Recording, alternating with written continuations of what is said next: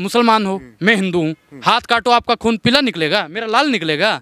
अगर हिंदू मुसलमान अलग अलग होते तो दोनों का खून भी अलग अलग होता। आरएसएस वाले, बीजेपी वाले चाहते हैं कि देश में सिर्फ और सिर्फ हिंदू मुसलमान होता रहे और हिंदू मुसलमान के चक्कर में हमें रोटी सेकती रहे। आप उन्हें अल्लाह कहते हो, मैं उन्हें राम कहता हूँ, वो फर्क इतना ही है। काशी काबा एक है राम रहीम। आप बिस्मिल्लाहिर्रहमानिर्रहीम। अस्सलाम वालेकुम दोस्तों। आरएसएस और बीजेपी वाले जो हैं वो कहते हैं कि हिंदू मुस्लिम जो है वो कभी भी एक ना हो, इनको आपस में लड़वाते रहें और हमारी जो है वो दुकान चलती रहे। ये कहना था अनुराग ओझा का, और उसने ये भी कहा कि अगर कोई हिंदू या मुस्लिम एक होता है, मतलब कि हिंदू मुस्लिम एक हों, उनमें जो है वो भाईचारा पैदा हो, तो किसी को क्या तकलीफ़ है। और अल्लाह के बारे में भी उसने बहुत सी बातें की। आइए हम वो क्लिप देखते हैं, उसके बाद डॉक्टर जाकिर नाइक साहब का जवाब भी जानते हैं। तो आइए वीडियो को स्टार्ट करते हैं। अगर राम और रहीम एक होते हैं, अगर हिंदू और मुसलमान एक होता है तो आप लोगों को दिक्कत हो रही है, कुछ नफरती चिंटुओं को दिक्कत हो रही है। हम जिन्हें राम को हम मंदिर में ढूंढते हैं, आप लोग मस्जिद में ढूंढते हो, फर्क इतना ही है। राम रहीम एक साथ हो गए ना, तो अगर राम और रहीम साथ हो जाता है तो दिक्कत किस बात की, किसको दिक्कत हो रही है? कोई नहीं खतरे में, ना हिंदू खतरे में, ना मुसलमान खतरे में है, सिर्फ और सिर्फ वर्तमान सरकार, उनकी दुकान खतरे में है। आप उन्हें अल्लाह कहते हो, मैं उन्हें राम कहता हूँ, वो फर्क इतना ही है। काशी काबा एक है राम रहीम। आप मुसलमान हो, मैं हिंदू हूँ, हाथ काटो आपका खून पीला निकलेगा, मेरा लाल निकलेगा। अगर हिंदू मुसलमान अलग अलग होते तो दोनों का खून भी अलग अलग होता। मनु जी महाराज हैं, मैं तो बोलता हूँ वही, मैंने फिर बोला कि वही ईश्वर हैं, वही अल्लाह हैं, वही वाहे गुरु हैं, वही जीसस हैं, वही सब हैं, चारों एक ही हैं। तो ईश्वर का कोई रूप नहीं, ये भी मानते होंगे आप?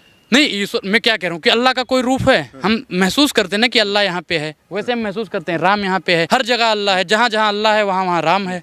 आरएसएस वाले, बीजेपी वाले चाहते हैं कि देश में सिर्फ और सिर्फ हिंदू मुसलमान होता रहे और हिंदू मुसलमान के चक्कर में हमें रोटी सेकती रहे। जिन बाबा को टीआरपी नहीं मिलती है, क्या करते हैं? कहा हुआ काम धंधा तो चल नहीं रहा है, मुसलमानों का विरोध कर दो, एक धर्म का विरोध कर दो। कि अगर हर इंसान ये माने कि सारी इंसानियत का खुदा एक है, रब एक है, खालिक एक है, तो ही हम एक भाईचारा, आलमी भाईचारा के ऊपर अमल कर सकते हैं। और ये आलमी भाईचारा की बुनियाद है फेथ, इसे कहते हैं ईमान का भाईचारा। अगर हर इंसान को ईमान है कि हमारा रब एक है, हमारा खालिक एक है, हमारा खुदा एक है, तो ही हम एक आलमी भाईचारा के ऊपर अमल कर सकते हैं। और ये भाईचारा बाकी सारे भाईचारों से ऊंचा है, चाहे वो खून का भाईचारा हो या कोई भी भाईचारा हो। और ये ईमान का भाईचारा कि रब एक है, खालिक एक है, खुदा एक है और उसी की इबादत करना चाहिए, ये भाईचारा सिर्फ हॉरिजॉन्टली सारे दुनिया में नहीं फैलता, सिर्फ दुनिया के लोग जो जी रहे हैं उसके अंदर नहीं, लेकिन वर्टिकली भी, ऊपर और नीचे भी, जो कौम, जो इंसान पहले भी आ चुके दुनिया में और जो हमारे बाद आएंगे उनको भी समेटता है। तो ये आलमी भाईचारा जो ईमान की बुनियाद पे है कि खालिक एक है, रब एक है और उसी की इबादत करना चाहिए, जिसे कहते हैं तौहीद इस्लाम में, वो भाईचारा ना ही सारे इंसान जो आज मौजूद है उनको समेटता है, लेकिन जो इंसान पहले जो गुजरे और जो आएंगे उनको भी समेटता है।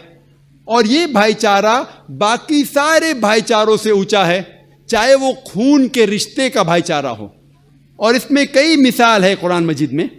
अल्लाह ताला फरमाते सूरह इसरा में, सूरह नंबर 17 आयत नंबर 23 और 24 में कि अल्लाह की इबादत के बाद आपको अपने वालिदैन से अच्छा सलूक करना चाहिए, उनकी इज्जत करना चाहिए। और कोई भी एक या दोनों अगर ज़ईफ़ हो जाए, उनकी उम्र ज़्यादा हो जाए, ज़ईफ़ हो जाए, तो उनको उफ तक मत कहो। आपके वालिद या वालदा, माँ या बाप, कोई भी ज़ईफ़ हो जाए उफ तक मत कहो, लेकिन उनसे अच्छा बर्ताव करो, अच्छा सलूक करो और अल्लाह सुब्हाना व तआला से दुआ करो कि उन पे करम करो जिस तरीके से उन्होंने हमारी परवरिश की। वालिदैन की बहुत इज्जत है कुरान में, लेकिन उसके बावजूद ये लिखा हुआ है कि अगर वालिदैन अल्लाह के खिलाफ है तो उस वक्त लिखा है सूरह लुक़मान में, सूरह नंबर 31 आयत नंबर 15 में, कि आप वालिदैन की इज्जत करो, लेकिन اگر والدین جد و جہد کرے, زبردستی کرے آپ کو اس کی عبادت کرنے سے جو اللہ کے علاوہ کوئی اور ہے جس کا علم آپ کو نہیں ہے, تو آپ ان کی بات مت مانو, لیکن پھر بھی ان سے اچھا سلوک کرو, والدین کی عزت کرو. لیکن اگر وہ اللہ کے خلاف جائے تو اس وقت ان کی بات مت مانو, لیکن پھر بھی ان کی عزت کرو, ان سے اچھا سلوک کرو. اور کئی مثال ہے قرآن مجید میں, جو نبیوں کی مثال ہے, کئی رسول کی مثال ہے. مثال کے طور پہ قرآن میں ذکر ہے سورہ ہود میں, سورہ نمبر 11 آیت نمبر 45 to 47, اس میں نوح علیہ السلام کا ذکر ہے. اور ہم جانتے ہیں پروفٹ نوح, پیس بی اپون ہم, نوح علیہ السلام کا ذکر اکثر لوگ جانتے ہیں کہ اللہ سبحانہ و تعالیٰ نے ان کو وحی نازل کی تھی کہ ایک بارش ہوئیں گی, فلڈ آئیں گا, اسی لیے ایک کشتی بناؤ, ایک آگ بناؤ. اور نوح علیہ السلام نے کشتی بنائی. لیکن نوح علیہ السلام اللہ سبحانہ و تعالیٰ سے دعا کرتے کہ آپ میرے فیملی ممبرس کو, میرے جو گھر کے لوگ ہیں ان کو آپ بچائیں گے. اور اللہ تعالیٰ وعدہ کرتے کہ میں آپ کے فیملی ممبرس کو, آپ کے گھر کے لوگ کو بچاؤں گا. اور پھر نوح علیہ السلام ایک بڑی کشتی بناتے. کچھ لوگ ان کے اوپر یقین کرتے, اکثر لوگ یقین نہیں کرتے. اور ان میں سے ایک ہوتا ہے ان کا بیٹا, جو کہتا ہے کہ بارش کیسے ہو سکتی ادھر. وہ کہتا ہے اگر بارش آئیں گی تو میں ایک پہاڑ کی اونچی چوٹی پہ جا کے چڑھ جاؤں گا. وہ نوح علیہ السلام کی بات نہیں مانتا, اپنے والد کی بات نہیں مانتا. کچھ وقت بعد بارش آتی ہے, فلڈ ہو جاتا ہے, کشتی اونچی ہوتی جاتی اور پانی اونچا ہوتے جاتا ہے. اور نوح علیہ السلام کے بیٹے پہاڑ کی چوٹی پہ جا کے بیٹھ جاتے ہیں, بولتے کہ میں یہاں محفوظ رہوں گا. پانی بڑھتا جاتا ہے, پھر انہیں پتہ لگتا ہے کہ وہ غلط تھے, اور پانی اس چوٹی کے اونچائی تک پہنچتا ہے.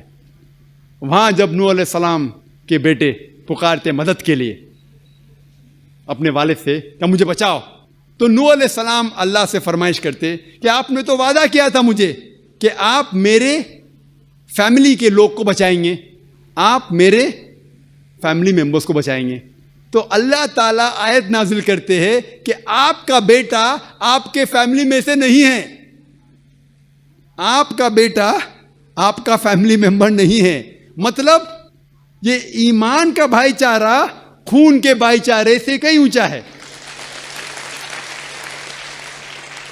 اور نوح علیہ السلام کا بیٹا ڈوب جاتا ہے. اسی طریقے سے ذکر ہے قرآن مجید میں سورہ توبہ سورہ نمبر 9 آیت نمبر 114 میں کہ ابراہیم علیہ السلام اپنے والد جو بت پرست کرتے تھے ان کے خلاف جاتے ہیں, تو ان کے والد ان کو گھر سے نکال دیتے. پھر بھی وہ ان کی عزت کرتے, لیکن کہتے وہ غلط تھے, وہ گھر سے باہر چلے جاتے. ذکر ہے قرآن مجید میں سورہ تحریم میں سورہ نمبر 66 آیت نمبر 10 میں کہ لوط علیہ السلام کی بیوی ان کا کہنا نہیں مانتی. نبی تھے, ان کی بیوی نے کہنا مانی, ان کی بیوی تباہ ہو گئی. ہمیں قرآن مجید کے اندر ایک ایگزامپل ملتا ہے سورہ تحریم میں سورہ نمبر 66 آیت نمبر 11 میں کہ فرعون کی بیوی, فرعون ایک ظالم انسان, اس کی بیوی اچھی حضرت آسیہ. سورہ تحریم سورہ نمبر 66 آیت نمبر 11 میں حضرت آسیہ دعا کرتے اللہ تعالیٰ سے کہ آپ مجھے جنت میں گھر دو. فرعون جو سب سے ظالم انسان اس ٹائم کا, اس کی بیوی الحمدللہ مومنہ. تو آپ دیکھیں گے کہ قرآن مجید میں کئی ایگزامپل دیے گئے ہیں. اور یہ بھائی چارہ جو ایمان کا بھائی چارہ ہے کہ خدا اللہ ایک ہے, رب ایک ہے, خالق ایک ہے, سارے انسانیت کا صرف اسی کی عبادت کرنا چاہیے, وہ بھائی چارہ باقی سب بھائی چارے سے اونچا ہے. اور صرف یہی ایک نقطہ ہے جس کے وجہ سے ساری دنیا کے انسان ایک ہو سکتے ہیں اور ایک بھائی چارے کے اندر آ سکتے ہیں. تو دوستو یہ تھی آج کی ویڈیو. امید کرتے ہیں ویڈیو اچھی لگی ہوگی. ایسی ہی انفارمیٹیو اور اسلامک ویڈیوز کے لیے چینل کو سبسکرائب کریں. ملتے ہیں نیکسٹ ویڈیو میں. اللہ حافظ.